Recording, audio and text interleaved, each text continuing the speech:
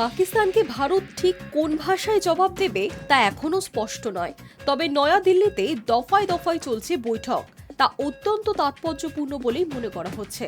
গত 11 দিন ধরে একটানা সীমান্তে গুলিবর্ষণ করে চলেছে পাকিস্তান। সেই আবহেই দেশের সব রাজ্যকে বিশেষ নির্দেশ দেওয়া হয়েছে কেন্দ্রের তরফে। তবে কি যুদ্ধ আসন্ন?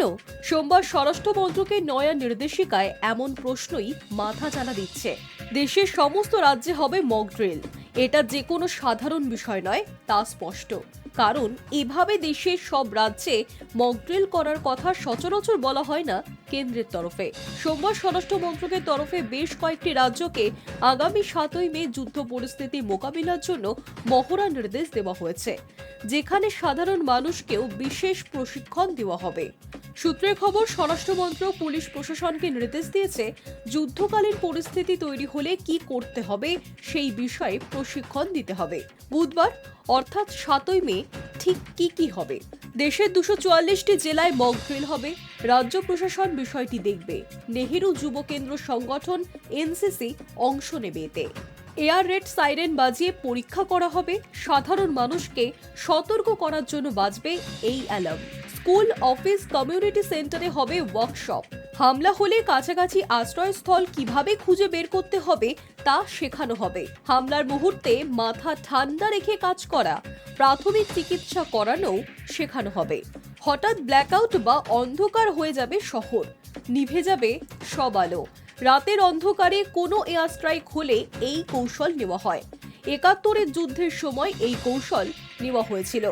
মিলিটারি বেস, পাওয়ার প্ল্যান্ট বা গুরুত্বপূর্ণ বিল্ডিংগুলি এমনভাবে ঢেকে দেওয়া হবে যাতে স্যাটেলাইটে ধরা না পড়ে। ঝুঁকিপূর্ণ এলাকায় শেখানো হবে কিভাবে দ্রুত উদ্ধার কাজ চালাতে হয়, কিভাবে সরিয়ে নিয়ে যেতে হয় সাধারণ মানুষকে। যদিও 2019 সালে উরি হামলার পর সার্জিক্যাল স্ট্রাইক, বালাকোটে এয়ার স্ট্রাইকের সময়ও এমন নির্দেশ জারি করা হয়নি। একমাত্র 1971 সালে যখন পূর্ব পাকিস্তানের হয়ে ভারত যুদ্ধে গিয়েছিল, সেই সময় এমন নির্দেশ দেওয়া হয়েছিল। আবার 2025 সালে এমন নির্দেশিকা জারি হলো, যা থেকে স্পষ্ট যে পাকিস্তানের বিরুদ্ধে যুদ্ধ প্রস্তুতি শুরু করে দিয়েছে ভারত। 22/4/2025 পাহেলগাঁওয়ে নৃশংস জঙ্গি হামলা। তারপর থেকেই চুপ নেই ভারত।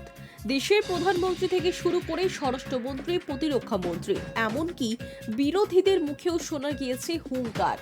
পাহেলগাঁওয়ে সন্ত্রাসবাদী হামলার পর দেশের বিভিন্ন গুরুত্বপূর্ণ জায়গার নিরাপত্তা বাড়ানো হয়েছে। সীমান্তেও বাড়তি নজরদারি চালানো হচ্ছে। নয়াদিল্লিতে একের পর এক হাই ভোল্টেজ মিটিং করছেন প্রধানমন্ত্রী। এই আবহেই স্বরাষ্ট্র মন্ত্রকের এই নির্দেশে যুদ্ধের জল্পনা আরও জোরালো হলো বলেই মনে করা হচ্ছে। High news network.